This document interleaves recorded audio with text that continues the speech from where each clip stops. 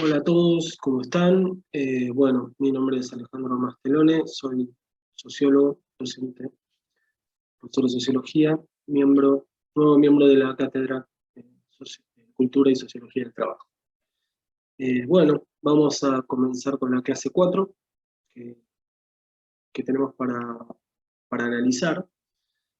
Son los textos de Benjamín Coriat, El taller y el cronómetro, y el de Linhart de Cadenas y Hombres, dos textos que están entrelazados en parte. De Benjamín Coriat vamos a encontrar que analizamos el cambio del taller a la fábrica, o sea, el cambio de del trabajo autosustentado hacia el taller y del taller hacia la fábrica, y posteriormente el taylorismo y el fordismo vamos a analizar. Y el texto de Linhart principalmente es una respuesta o una apuesta en escena, digamos, de una investigación que realizó Robert Linhart. Es un sociólogo que se inscribió en la fábrica Citroën como operario para vivir en primera persona la experiencia de ser operario de una fábrica, ¿no? Bueno, vamos a comenzar con la clase entonces. Comenzamos la clase, como dijimos, Benjamín Coriat, taylorismo y fordismo. Empecemos por esta diapositiva. Bueno, como dijimos anteriormente, el objetivo de esta clase va a ser abordar la noción del proceso de trabajo, ¿no? Es decir, los cambios que sufrió el modo de producción capitalista durante principalmente los momentos posteriores a lo que fue la revolución industrial, ¿no? Para eso es clave, digamos, para entender esa proporción de magnitud que tuvo este cambio en la producción capitalista, los conceptos de taylorismo y fordismo desde la mirada de Benjamín Coriat. Y vamos a también reflexionar acerca del surgimiento de lo que se llama el scientific management, o la organización científica del trabajo, ¿no? ¿Por qué surge? El contexto histórico, qué consecuencias tuvo en la productividad, en la producción, y qué consecuencias tuvo principalmente para los trabajadores, ¿no? Para el conjunto de hombres y mujeres y niños que existían trabajando en esos momentos, ¿no? Bien, para esto, como dijimos, tenemos estas dos lecturas que mencioné anteriormente, La norma y el cronómetro, y El hombre y sus obras. Vamos a esta diapositiva que nos muestra principalmente, como vimos en las clases anteriores, los elementos del proceso de trabajo, ¿no? Ya vimos en el texto, en la primera clase con la profesora Joana Maldován, y en la segunda clase con el texto de Meda, que el concepto de trabajo es un hecho social, el trabajo es un hecho social que va cambiando la conceptualización del trabajo en el tiempo, y que a su vez fue cambiando la, la normalidad del concepto de trabajo. Que el trabajo sea normal, como hoy lo entendemos, es un proceso también, es un proceso histórico y determinado, como ya vimos en las clases anteriores. Como podemos ver en esta diapositiva, elementos del proceso de trabajo. Esto es importante para empezar a entender qué es lo que vamos a analizar en la clase. Como podemos ver en la parte superior de la diapositiva, tenemos una mesa, una costurera o modista, o una trabajadora de textil, con una mesa, una silla, una máquina de coser, una tijera, dentro de un espacio determinado.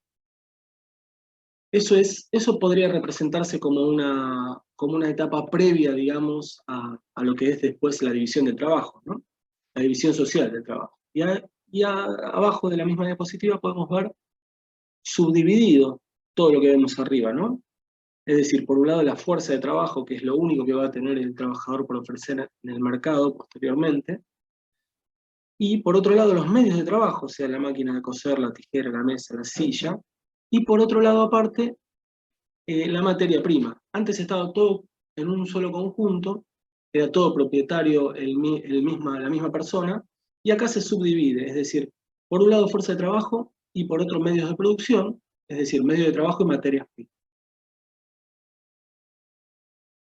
Retomando lo que se vio en clases anteriores, vamos a cómo era la economía de subsistencia, ¿no? Bueno, en esta diapositiva podemos observar una imagen típica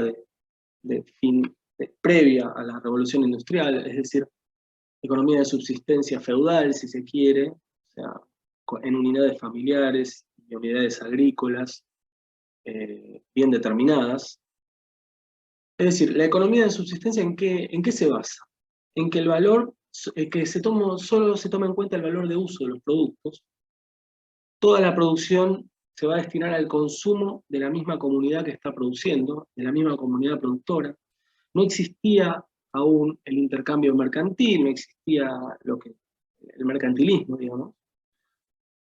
Las técnicas productivas van a ser siempre las mismas, no van a variar en los periodos, dado que no se necesita mayor producción, mayor de productos, ¿no? Las herramientas van a ser herramientas simples, sencillas y adecuadas a la fisionomía de los hombres y las mujeres. La división del trabajo va a estar basada en criterios fisiológicos, como dijimos anteriormente, con esto de las herramientas, por ejemplo. Va a existir una cooperación escasa, simple, que va a variar solamente según el tipo de trabajo realizado, es decir, para cada trabajo, para cada necesidad, existirá una técnica y una cooperación sencilla, es decir, intercambio de elementos de trabajo, de materias primas, pero una cooperación simple. La calificación se va a basar en un conjunto de conocimientos que posee el propio trabajador. ¿Y qué queremos decir con esto? La transmisión de estos conocimientos no está formalizada de forma académica o de forma pautada. Es una transmisión, si se quiere, hereditaria o por vía oral aún, ¿no? Y esto es importante, los excedentes son intercambiados por medio del trabajo o por otros valores de uso. ¿Qué quiere decir esto? Todo aquello que excede, es decir, viendo el punto que sigue por debajo, existe poco excedente, ¿no? Todo el valor que excede, solo eso es intercambiado por medio de trabajo por otros valores de uso. No se produce por el excedente mismo. Y este poco excedente está dado por la esclavitud y la servidumbre, principalmente. Bueno, vemos acá una imagen, si se quiere, clásica de una campiña, de una producción agrícola. Seguimos con las mismas imágenes, es decir, la tierra estaba una parte de la tierra del señor, o sea, una distribución bastante feudal, era otorgada a los trabajadores agrícolas para que trabajen lo que le correspondía al señor feudal y el excedente quedaba para los trabajadores. Acá tenemos otra imagen también de trabajo artesanal. Y pasamos a la otra parte, ¿no? Los talleres artesanales y las corporaciones de oficio. ¿Qué pasa con esto? Comienza la subdivisión de la tierra. Con esta subdivisión de la tierra comenzaron las migraciones del campo a la ciudad. Esto conllevó a su vez el crecimiento de las ciudades y el surgimiento de los oficios. Es decir, la producción que antes era domiciliaria y para el autoabastecimiento va a estar orientada al mercado, dado este cambio. Se afianzan de esta forma lo que se va a llamar las corporaciones, quienes son las que regulan todas las actividades dentro de los talleres y las actividades de sus trabajadores. Es decir, comienza a visualizarse las estructuras jerárquicas y verticales de maestros, oficiales y aprendices.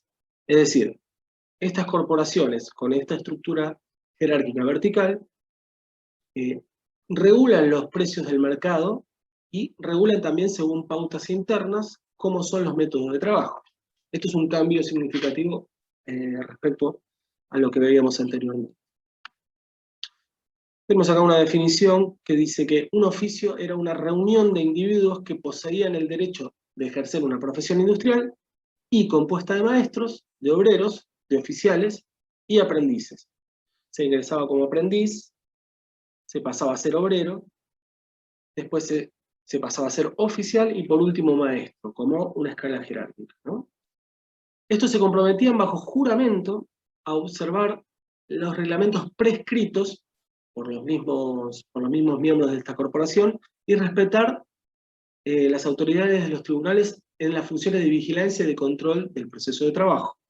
Hay un cambio muy grande con respecto a la economía de autoabastecimiento.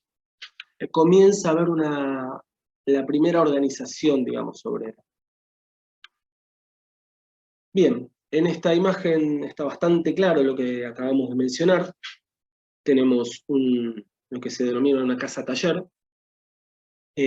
comenzando de abajo para arriba con la tienda, donde se distribuyen y venden los productos. Se ve un aprendiz, el maestro, el oficial, es decir, debajo está todo el taller, en el medio la casa, ¿no? Es importante también lo que me pareció interesante, lo del símbolo del oficio en la puerta de esta casa-taller. O sea, siempre se simbolizaba en la puerta qué es lo que se estaba produciendo en esta casa o taller. Y arriba un telar, un uso, un desván, una despensa para la supervivencia de la fuerza de trabajo de esta casa-taller.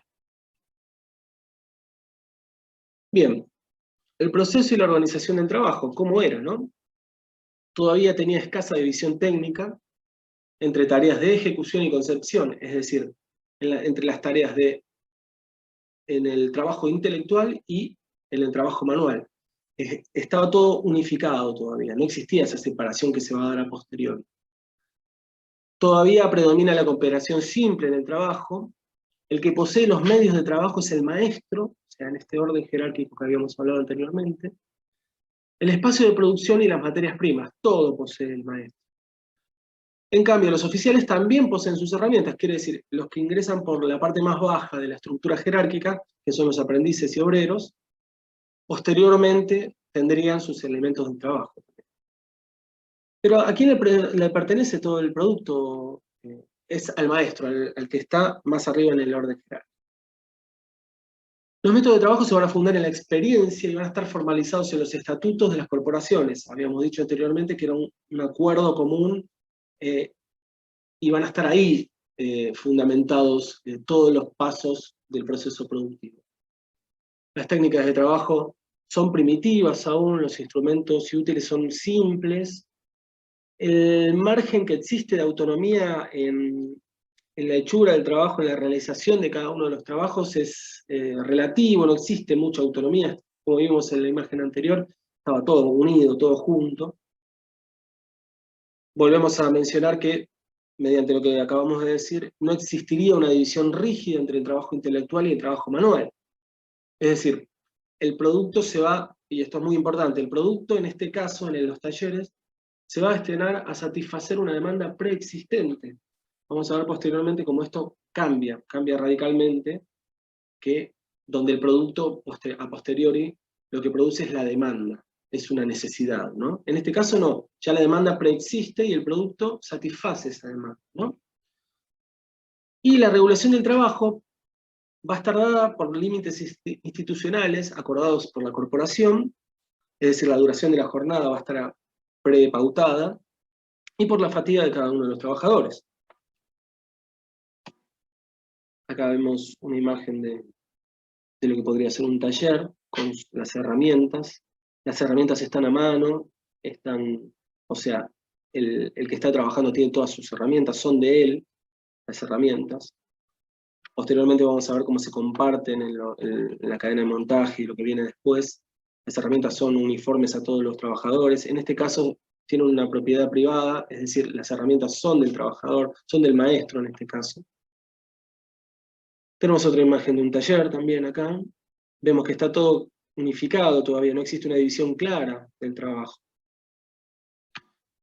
Bien, la revolución industrial y el nacimiento del capitalismo industrial, ¿no? Es un cambio de paradigma importante.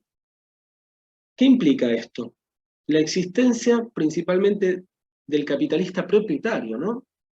Como dijimos anteriormente, antes el producto y los medios de trabajo y las herramientas pertenecían al maestro o a los oficiales. En este caso existe un capitalista propietario exclusivo que va a ser el dueño de los medios de producción, que va a emplear simultáneamente a un número considerable de obreros. Es decir, existe la propiedad de los medios de producción, de las máquinas, las herramientas, del lugar, están en manos de una persona o un grupo de personas que son los capitalistas, los inversores, ¿no? Los que tienen el dinero. Los trabajadores son convertidos de este modo en fuerza de trabajo libre, susceptible a ser vendida y comprada como una mercancía. ¿Qué tiene el trabajador despojado de sus herramientas y sus medios de producción y su lugar donde trabaja? Al ser despojado de todo eso, como vimos en la primera filmina, ¿qué es lo único que tiene para vender? Su propia fuerza de trabajo, ¿no? Nace el trabajador libre, que es una condición necesaria, digamos, para la extracción de la plusvalía y la valorización del capital. Esto lo vamos a ver a medida que avancemos en la clase. Es decir, esta exigencia vital de los trabajadores para vender su fuerza de trabajo, en esta exigencia se ve que el trabajador industrial es libre, pero es contradictoria esta definición. Es libre porque es dueño de su fuerza de trabajo, pero a su vez no es dueño de ningún elemento, como acabamos de mencionar. Y para la reproducción de su propia fuerza de trabajo necesita y solo puede vender su propia fuerza de trabajo para obtener un salario a cambio y poder seguir reproduciendo su propia fuerza de trabajo, ¿no? Es decir, una relación entre capitalista y de trabajador que se da de tipo autoritaria, ¿no? Porque alguien tiene todos los medios y otro tiene solo la fuerza de trabajo, ¿no? Es decir, el trabajador está subordinado al capitalista mediante un contrato entre iguales, se dirá, ¿no? Es decir, la relación salarial por contrato es la que precisa las condiciones de compra-venta, pagando el empleador un salario equivalente a la parte del valor generado del producto. Es decir, está pautado de antemano, más allá de la plusvalía y la ganancia que obtenga el capitalista, a que el trabajador venda su fuerza de trabajo por un valor determinado. La configuración de la relación salarial de este modo lleva a la existencia de poseedores de dinero o mercancías, por un lado, como acabamos de mencionar, y la de personas que solo poseen su fuerza de trabajo por otro. Esto no siempre se dio como una cosa natural, como vimos al principio de la clase. Esto va a ser fruto de un proceso histórico que es el modo de producción capitalista. Pero bien, la revolución industrial, ¿cómo puede dividirse? Principalmente en dos etapas, de 1750 a 1840 y de 1880 a 1914. A su vez, estos cambios pueden dividirse en cambios demográficos, económicos, sociales y ambientales. ¿Cuáles son los cambios demográficos? Como dijimos anteriormente, el traspaso, la migración de grandes masas de población del campo a la ciudad, donde están estos nuevos talleres, estas nuevas fábricas. Cambios económicos, y se inicia lo que se va a dar a conocer como producción en serie, es decir, el desarrollo en sí del capitalismo, y comienzan a aparecer las grandes empresas, es decir, se da inicio a lo que se denomina el sistema fabril. Cambios sociales, nacen sujetos sociales nuevos, el proletariado y la burguesía, principalmente el proletariado, que es lo que estamos analizando en esta clase. Surge, digamos, esta lucha entre el proletariado y la burguesía, entre los propietarios de los medios de producción y aquellos que tienen solo su fuerza de trabajo para vender. Y, por último, cambios ambientales muy claros, ¿no? El deterioro del ambiente y la degradación de los paisajes. Existe lo que va a denominar, y que conocemos hasta nuestros días, la explotación irracional de la tierra, ¿no? Acá vamos a ver una serie de imágenes típicas de lo que estamos hablando. Por ejemplo, podría ser una imagen del principio de Manchester o Birmingham, digo estas ciudades inglesas porque son las principales. La máquina de vapor que dio inicio, digamos, a la revolución industrial. Otra imagen similar de lo que da a entender modo contaminación sin freno y sin límites en esta expansión del capitalismo. Bueno, otra imagen similar. Uno de los símbolos más importantes de la revolución industrial, el ferrocarril, que determina el fin el acortamiento de las distancias entre ciudades para trasladar mercancías, para trasladar obreros, para trasladar cualquier cosa que tenga que ver con respecto a estos cambios y a estas innovaciones en la industria, ¿no? El ferrocarril que acorta las distancias, que unifica las regiones. Bueno, unas imágenes de trabajadores en condiciones paupérrimas, principalmente menores, niños trabajando en algodonales, porque tenían las manos más capacitadas para extraer de forma más delicada el algodón, trabajo infantil, explotación. más imágenes de explotación, y acá vemos hacinamiento absoluto en lo que son las primeras industrias, ¿no? Todavía no hay orden en todo esto. La manufactura, entonces, que es el inicio de la revolución industrial, va a ser una organización productiva que se va a basar en la división del trabajo. Comienza la división del trabajo. Y en combinaciones de operaciones diferentes que van a ser el resultado de la actividad artesanal y que se asignan de una manera permanente a obreros individuales. ¿Qué quiere decir? Pasamos a otro tipo de organización. Que la actividad artesanal está asignada en particular a obreros individuales, ya no a un maestro, a un oficial y a un aprendiz, sino que comienza a cambiar esto, ¿no? Acá vemos otra imagen de un taller, una imagen de una fundición donde comenzamos a ver una división del trabajo.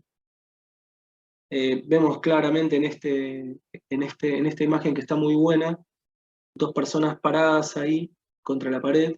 Esto después, el taylorismo, va a llamar la porosidad en el trabajo, ¿no? Es un concepto que vamos a retomar ahora, donde justamente lo que se evita es esos momentos, esos tiempos muertos, esa holganacería de los trabajadores, ¿no? De los obreros. Bien, acá vemos otra imagen bastante significativa del hacinamiento en las industrias. Vamos a ver las principales consecuencias de todo esto. La disminución del tiempo socialmente necesario para terminar una misma operación, es decir, estando todos juntos y asignadas las tareas, va a disminuir el tiempo que se necesita. La reducción del nivel y la amplitud de las calificaciones profesionales requeridas. Ya no se necesita tanta calificación para hacer una tarea determinada. La disminución de los costos principalmente, ¿no? Así como el tiempo de aprendizaje y de inserción de la actividad productiva. Esto va a conllevar la disminución de los costos y el nivel de las calificaciones profesionales, un incremento en la productividad que va a desvalorizar la fuerza de trabajo. Es decir, ¿cómo? Mediante un control más estricto y directo de la actividad de la fuerza de trabajo, de la actividad de los trabajadores. Esto va a conllevar, digamos, una intensificación del trabajo en sí, ¿no? Y esto trae aparejado una imposición de jornadas laborales más extensas, la baja de los salarios, una movilización forzada de la fuerza de trabajo y una desocupación creciente. Es una época de cambio y caos, se puede decir en estos primeros momentos. Y también se va a determinar muy claramente el carácter autoritario y despótico de la dirección, dado que son los poseedores de los medios de producción, como dijimos. Y principalmente se van a comenzar las primeras resistencias obreras, las cuales van a ser reprimidas duramente. Vamos a las fábricas. La revolución industrial principalmente se caracterizó por una producción a gran escala, pero ¿cómo se dio esta producción a gran escala? Con la implementación de maquinarias, ¿no? De maquinarias costosas, que solo la podían obtener los capitalistas, ¿no? Se concentra y se moviliza la fuerza de trabajo y pasa a ser el objetivo principal de la fábrica, pasa a ser la maquinaria en este caso, ¿no? Se emplean de esta forma nuevas fuentes de energías, potentes y nuevas formas de energía, digamos. O sea, las maquinarias pasan a ser lo principal de las fábricas, el objetivo principal de las fábricas, o el centro de las fábricas, y vamos a ver cómo se distribuyen los trabajadores alrededor de todo. El centro del proceso productivo, como dijimos, pasa a ser la máquina, y el trabajador va a ser un simple servidor de esto. ¿Qué pasaba? Estas máquinas, que como dijimos anteriormente, quedan fuera del alcance de los artesanos debido a que tenían un costo altísimo, ¿no? Eran máquinas más sofisticadas, más complejas. Y el abaratamiento que se va a producir de las mercancías que se producen con estas maquinarias se va a dar a la vez por la mayor productividad del proceso, y esto produjo una competencia imposible entre lo que eran los talleres artesanales y las nuevas fábricas, ¿no?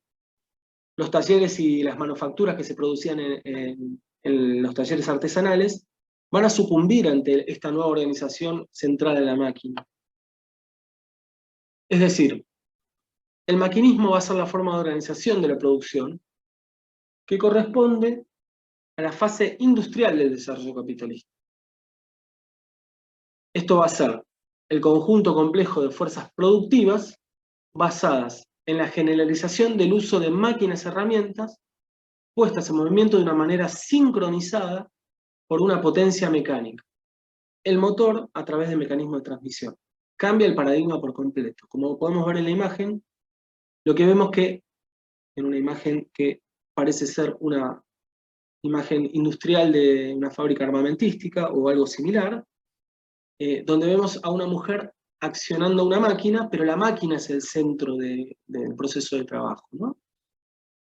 Esto es un cambio fundamental, que va a barrer con los talleres artesanales. Acá vemos otra imagen similar, una imagen que puede corresponder a una imprenta, a un telar. Por lo que se puede ver son hilados, o sea, con niños trabajando nuevamente. Bien, vamos a ver qué es el Taylorismo y en qué condiciones surge esta ideología. Bien, como dijimos anteriormente, vamos a analizar los inicios del Taylorismo, ¿no? ¿Cuáles son sus condiciones de surgimiento? Bien, entre 1880 y 1914, el capitalismo americano está en una fase de plena expansión, ¿no? Es decir, se necesita aumentar la producción para hacer frente, digamos, a las demandas nuevas. Es así como en la primera mitad del siglo XIX comienzan a llegar las primeras olas inmigratorias provenientes de los países industrializados, es decir, Inglaterra, Alemania, Noruega, lo que va a traer una mano de obra calificada a, a América, ¿no? Esto va a producir una reducción en los costos de las capacitaciones de los trabajadores, ya que son mano de obra calificada expulsada, digamos, por lo que se está dando en Europa, por las guerras, ¿no? Y estas situaciones. La segunda ola inmigratoria, sin embargo, proviene de países de Europa del Sur y del Este, es decir, con menor calificación y experiencia del trabajo industrial. Esto va a producir a posteriori una situación de presión de este ejército industrial de reserva de trabajadores menor capacitados que provienen de Europa del Este y de Europa del Sur para con aquellos que vinieron en la oleada anterior, inmigratoria, que ya estaban organizados en sindicatos y tenían una organización obrera un poco más resistente, ¿no? Es decir, se produce una alta concentración urbana mediante estas migraciones, ¿no? Existe una escasez de la fuerza de trabajo, es decir, una necesidad de un cambio en la gestión de la fuerza de trabajo. ¿Y qué va a ser necesario acá? Economizar esta fuerza de trabajo, fijarla a los puestos y reducir los costos de formación profesional, es decir, se necesita, digamos, reducir la cantidad de costos. La reducción de costos en este pensamiento es fundamental. Es decir, una simplificación de las tareas. ¿Cuáles son los obstáculos para este desarrollo? Como dijimos anteriormente, en la otra parte, la porosidad de la jornada de trabajo, ¿no? Los problemas de coordinación de la división técnica del trabajo, los problemas para coordinar esta división, la pérdida del tiempo por el desplazamiento de materias primas en estos establecimientos, es decir, materias primas en un lugar del establecimiento, trabajadores en otro, y ese tiempo muerto que hasta que llega la materia prima donde está el trabajador, el puesto de trabajo, se produce estos poros que el taylorismo va a querer eliminar, ¿no? La pérdida de tiempo en tareas de reparación y mantenimiento, se rompe una máquina herramienta, una herramienta, y eso produce una pérdida de tiempo también. La reconstitución de esta fuerza de trabajo se va a realizar en los establecimientos también. Es decir, se va a determinar cuáles son las pausas y cuáles son los descansos, que no sea arbitrario eso, ¿no? Y principalmente, esto es muy importante, el desconocimiento de los capitalistas del saber hacer de los trabajadores. El saber hacer todavía sigue siendo de los trabajadores en este caso. ¿Qué quiere decir esto? Que la decisión de los trabajadores va a primar sobre la forma de realizar las tareas. O sea, sigue siendo el trabajo intelectual estando unificado, digamos, al trabajo manual. La clave, entonces, va a estar en la regulación de estos movimientos, ¿no? Este nuevo paradigma. ¿A partir de qué? De un estudio científico del trabajo, que va a permitir el ahorro y la regulación de los tiempos. Lo que se busca es eliminar estos tiempos muertos, ¿no? ¿Y qué es lo que va a ingresar? El cronómetro va a ingresar a la fábrica. ¿Y cuál es el objetivo del ingreso del tiempo cronometrado, pautado, normativizado? El objetivo va a ser ejecutar movimientos a la cadencia óptima, o sea, la mejor forma de hacerlo, dice Taylor después. The best way, dice, ¿no? O sea, el pensamiento científico va a llevar a la mejor forma de realizar, de optimizar la producción. Entonces, el Taylorismo no tiene que entenderse como un conjunto de técnicas simplemente, o como un sistema de eficiencia. Tampoco va a ser un cálculo de remuneraciones o un cálculo matemático, sino que va a ser una perspectiva filosófica que va a dar inicio después a lo que va a ser la expansión del capital, ¿no? Esta perspectiva filosófica va a revolucionar esta concepción sobre el hombre trabajador. ¿Qué quiere decir? Que el trabajador, desde este punto de vista, es un individuo dotado de energías y potencialidades que se veían frenadas por la tendencia al ocio y a la vagancia. Va a extremar, digamos, a explotar esas potencialidades. Si se quiere, es hasta una filosofía positiva del trabajador, que un pensamiento científico va a eliminar el ocio y la vagancia para optimizar la vida misma del trabajador, ¿no? Estas tendencias se relacionaban directamente con el comportamiento de los obreros de oficio, ¿no? Habíamos visto anteriormente cómo se organizaban en oficios y talleres, ¿no? Veían en el maquinismo, en esta nueva filosofía y en esta intensificación de los procesos de trabajo, desempleo y baja de salarios, eso es lo que veían, ¿no? Es decir, la intensificación del trabajo para Taylor debía darse, por un lado, a través de la eliminación de los tiempos muertos, eliminar la porosidad, pero a su vez se debía incentivar al trabajador, principalmente a través del dinero. ¿Qué quiere decir? Que a mayor productividad, a mayor producción, los salarios aumentarían, ¿no? O sea, es ganancia para todos, supuestamente. Acá vemos lo que se da a entender el scientific management, o este pensamiento científico de la organización del trabajo, ¿no? ¿En qué consistía la filosofía taylorista? En la organización científica del trabajo, es decir, la mirada científica de las organizaciones o empresas sobre el proceso que llevan a cabo. Las decisiones, en este caso, se toman en base a métodos científicos, experimentación, prueba y empiria. La idea de que la dirección y los trabajadores tienen finalmente intereses comunes. Esto es muy importante por lo que decíamos anteriormente. Supuestamente es un bien para todos. Ambos podrían beneficiarse, tanto trabajadores como la dirección, con el aumento de esta productividad, ¿no? Esto va a provocar salarios altos, precios bajos, ventas y consumo masivo. Bueno, esto todo en teoría, ¿no? ¿Cuáles son los tres principios del Taylorismo? La dirección se va a encargar del conocimiento y extraer de estas reglas, leyes y formas. Esto es importantísimo. Se separa el trabajo intelectual del manual. Ya el trabajador no tiene más el conocimiento. El conocimiento es de parte de la dirección, de los directivos, ¿no? Extraen leyes, reglas y formas. El conocimiento va a ser sacado del taller para concentrarse en las oficinas de organización y planificación. Esto produce una deshumanización del trabajo. La pérdida del control sobre el proceso de trabajo de los trabajadores, ¿no?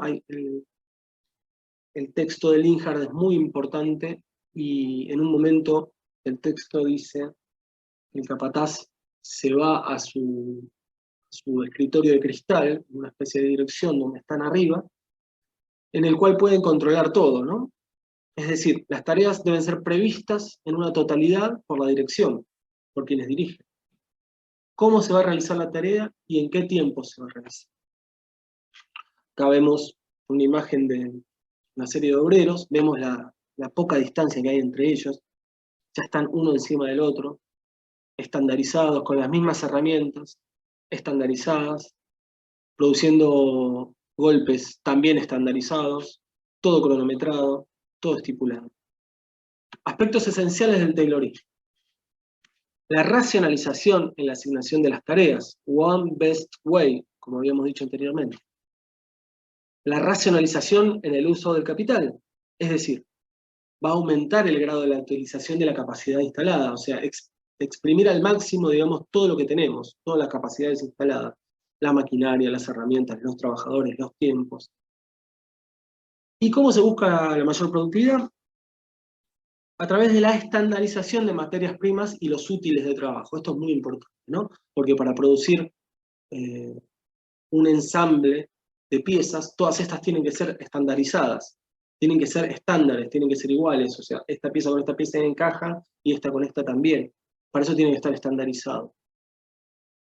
La intensificación del ritmo de trabajo para eliminar el tiempo muerto, es decir, que sea constante el ritmo de trabajo, que no exista tiempos muertos, digamos, que no exista espacio entre una operación y la otra. Y el ligar la remuneración al ritmo de trabajo para el incentivo, ¿no? O sea, a mayor producción, a mayor ritmo de trabajo, mayor salario. Esto, ¿cuál es el objetivo? El reducir el poder de los sindicatos organizados en base al oficio.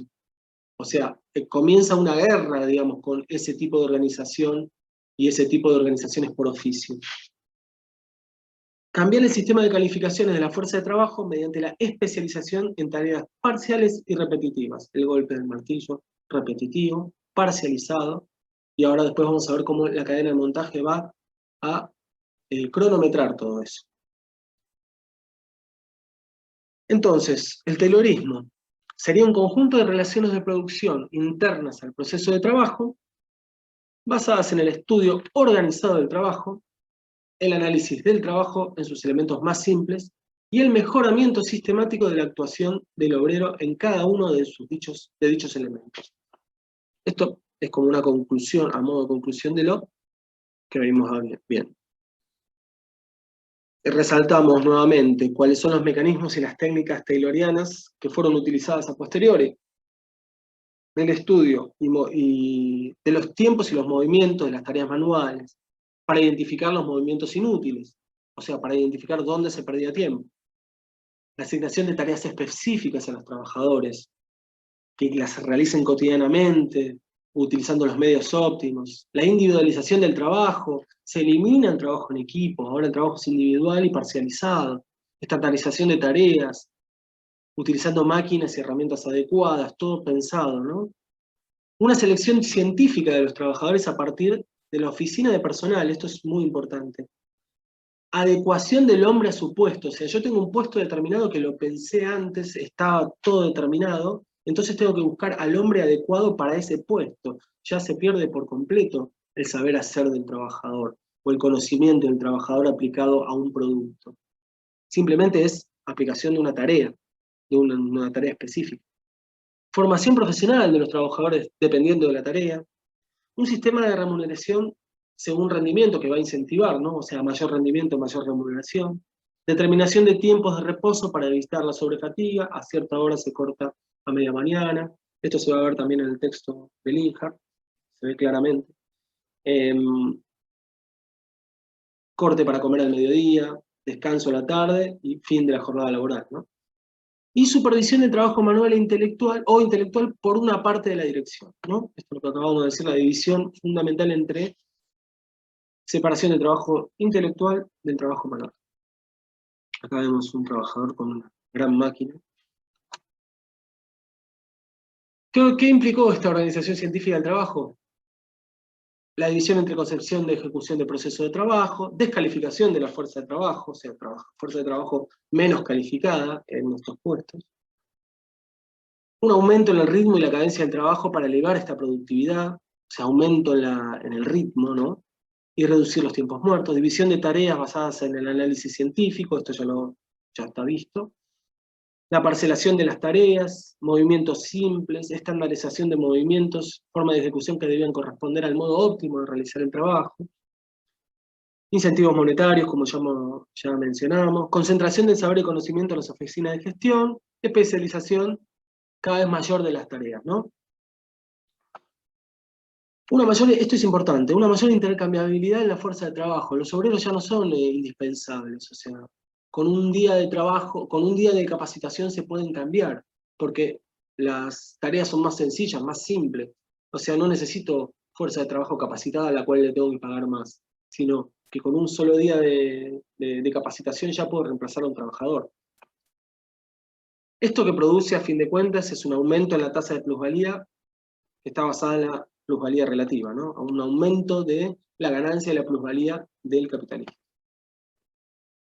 Bien, el avance del capital sobre el trabajo y estas relaciones sociales que traían implicadas, despojó a los trabajadores de sus medios de producción y de vida, ¿no? Esto ya lo vimos al principio.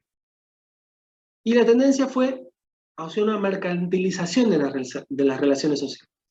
Es decir, trabajadores que dependían cada vez más del consumo mercantil del mercado para sobrevivir, ya que ya no producían su propia supervivencia, ¿no? Sus propios elementos de supervivencia.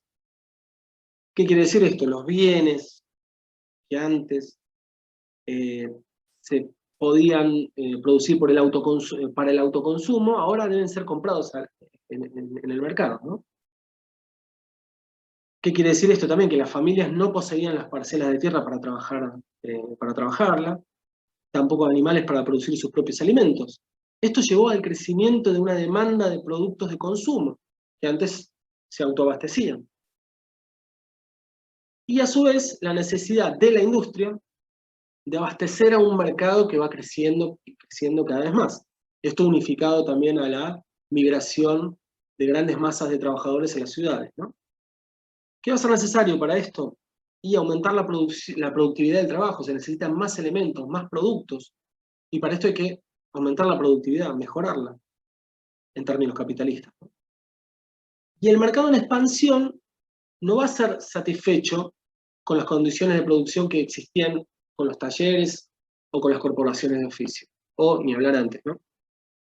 Vamos a ver cómo se aplica, digamos, de forma práctica lo que se denomina el Fordismo, ¿no? Que va a estar basado en lo que fue el Taylorismo, digamos, pero es lo que da el gran salto al capitalismo, digamos. ¿Cuáles fueron las condiciones de su surgimiento? La organización científica del trabajo, la cual permitió aumentar considerablemente esta productividad del proceso de trabajo, pero el sistema productivo no estaba en condiciones de producir en masa grandes series de bienes. Se venían demandando estos bienes de consumo que estas grandes masas de población comenzaban a demandar. Es decir, continuaba aún la existencia de obreros en oficio en las fábricas, ¿no? El crecimiento relativo de la fuerza de trabajo de migrantes internos y externos, ¿no? Se quiebra este sistema de transmisión de los conocimientos, la nueva mano de obra no tiene calificación en oficios, tiene que ver con la segunda oleada migratoria que habíamos mencionado, esta oleada de Europa del Este, no tienen esta calificación, ¿no? Es decir, era necesario utilizar a la fuerza de trabajo no calificada y reducir estos costos de la fuerza de trabajo calificada que estaba agrupada en sindicatos de oficio. Ford se va a plantear de esta forma una nueva reducción de tiempos muertos. Dice Ford, andar no es una ocupación remunerada. Es decir, ¿qué quiere decir esto? Dar vueltas en el trabajo, en el espacio, estar, como veíamos en aquella imagen, holgazaneando en una pared o fumando a un costado. Eso no es una ocupación remuneradora, ¿no? Se trata de evitar eso. Acá vemos claramente lo que se ve muy claro en el texto de Linhart, en la producción de los Citroëns, en este caso de Ford, cómo todos los trabajadores están alrededor del vehículo, ¿no? Del producto, y se trabaja en pos del producto, y lo que se ve ahí, unas vías, la cadena, ¿no? La cadena de montaje, justamente, que va avanzando más allá de que, es decir, es el trabajador el que se tiene que adaptar a ese movimiento, ¿no? Y a esa cadencia. Ford introdujo de esta forma la principal innovación a la Organización Científica del Trabajo, que es la cinta transportadora y la línea de montaje. Se va a instalar en 1914 en la producción automotriz. Y esto va a abrir paso a la producción masiva en grandes series. Es un modelo que después se repite en toda la industria, ¿no? Ahí vemos la cadena de montaje, cómo van los autos avanzando. En el texto de Linhart está muy claro también. Esto va a permitir instaurar el trabajo en cadena con flujo continuo. Es decir, se utiliza el maquinismo, pero esta vez como medio para la intensificación del trabajo y la subordinación del proceso de trabajo a la lógica de una valorización del capital. Es la máquina la que va a mandar ahora, los tiempos de la máquina. La cadencia va a ser regulada de manera exterior al obrero y no va a ser necesario recurrir a la vigilancia extrema de los trabajadores, dado que los tiempos de la máquina, de la cadena de montaje, son los que determinan el trabajo del obrero. Acá tenemos más imágenes de Ford Motor Company abajo, en esto que es la cadena de montaje. Y vamos a mencionar 3 características generales del Fordismo. La economía general de la mano de obra de mantenimiento de las máquinas, la conversión del tiempo eliminado en tiempo productivo, porque no es que se elimina el tiempo y se inmoviliza a los trabajadores. Se elimina el tiempo para seguir produciendo. Todo el tiempo se produce, todo el tiempo se sigue produciendo. Cronometrado, ¿no? La fijación autoritaria de esta cadencia es un autoritarismo de la máquina. El recurso sistemático del maquinismo, es decir, una extracción de plusvalía relativa que se hace sobre una base más amplia de lo que se dio a llamar el Scientific Management, la organización científica del trabajo, basada en el Taylorismo, ¿no? Vemos los modelos de Forte y Fora de producción de Henry Ford. Con estas modificaciones que se introducen, se va a modificar a gran escala la producción, ¿no? Es decir, y al modificarse la escala de producción, se modifica la naturaleza de estos productos y las condiciones de formación de los costos de producción. Es un cambio total.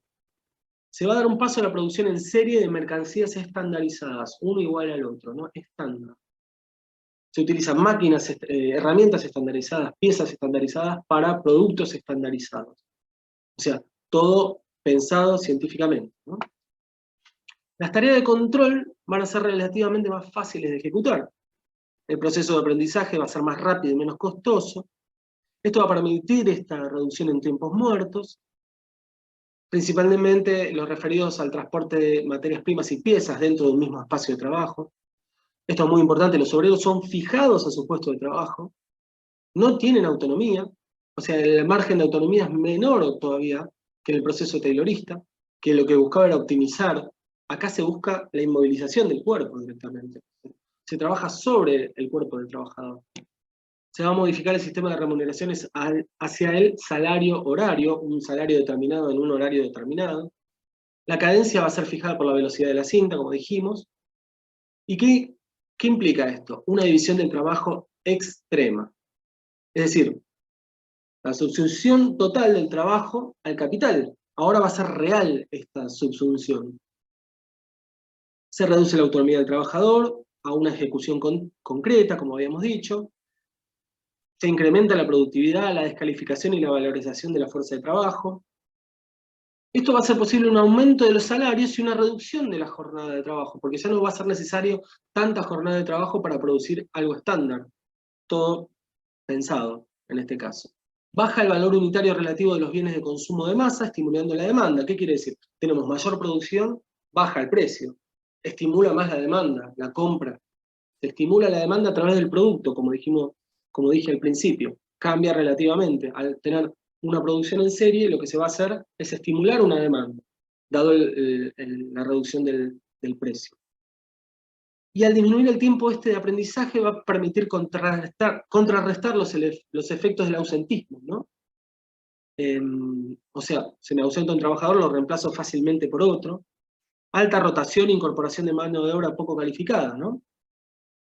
Y como dije anteriormente, lo principal de todo esto es la construcción de piezas estandarizadas. Van a ser de este modo lo que es la fábrica racionalizada. Acá está el famoso Forte, el Ford que era accesible para cualquier trabajador dentro de la misma fábrica. Todos podían acceder a este auto por $650, como dice el cartel. ¿Cuáles van a ser las ventajas de este proceso de trabajo? La reducción del tiempo de trabajo, que se va a realizar en cada operación de la cadena de montaje, eliminación y reducción del tiempo de vagancia, entre comillas, de los materiales y piezas del taller, todo está en funcionamiento y en constante uso. Disminución del número de personas que vigilan el trabajo improductivo, o sea, eso es muy importante también. Se reducen los costos también en la vigilancia del trabajador. Descalificación y desvalorización de la fuerza de trabajo, como dijimos anteriormente. Baja el valor unitario de los bienes de consumo, ¿no? Estimulando la demanda. Se divide el trabajo en extremo, parcializando las tareas, se disminuye el tiempo de aprendizaje. Esto permite resolver los problemas de los ausentismos, esto que ya habíamos mencionado anteriormente. Se controla de manera impersonal e indirecta la intensidad del trabajo, o sea, en una oficina aparte del proceso de trabajo. Bien, acá tenemos otra parte de la fábrica. El $5 day, el salario cambia su función en este caso. De estímulo del trabajo se pasa a consolidar una política de sustitución mediante la cual la patronal va a buscar proveer los servicios ofrecidos por los sindicatos para sacarlos de competencia. Esto es muy importante. ¿Qué va a pasar? A través del trabajo y los servicios sociales, la patronal busca sustituir a los sindicatos, sustituir esa cooperación entre trabajadores. De este modo, comienza a articularse lo que se va a dar a posteriori, lo que se llama el estado de welfare state, o el estado de bienestar, mediante el cual se va a buscar asegurar a través del salario fijo, ¿no?, los distintos derechos del trabajador. El objetivo económico de control del capital sobre el trabajo se va a ligar a un objetivo social de orden y disciplina. Trabajadores con buenos salarios, disciplinados y no agremiados, justamente. Esto es lo que se buscaba, en oposición a la organización obrera reivindicativa, ¿no? El $5 Days es empleado por Ford como un dispositivo de control que apunta a disciplinar la clase trabajadora. Es decir, un incentivo al trabajo, un incentivo a seguir trabajando y a seguir produciendo, a ser un buen trabajador. El resultado de este nuevo tipo de configuración es el obrero fordista. O sea, se forma un nuevo obrero, una nueva forma. Un obrero estabilizado, con costumbres regulares. El capital de este modo se va a preocupar por mantener la estabilidad y la capacidad física del trabajador, que es lo que hace que esta máquina siga produciendo. Y el alto salario va a ser un instrumento que responde a esta necesidad de regular la mano de obra. O sea, te aumentamos los salarios para que no rompas con este esquema. Muy bien, espero que haya quedado claro los conceptos que quisimos analizar. Recordemos que está la bibliografía disponible y que, bueno, pueden preguntarnos a cualquiera de los docentes cualquier duda que tengan. Y bueno, espero que les haya gustado la clase. Y bueno, cualquier duda pueden comunicarse con nosotros por el campus o por medio del correo electrónico. Bueno, muchas gracias y hasta luego.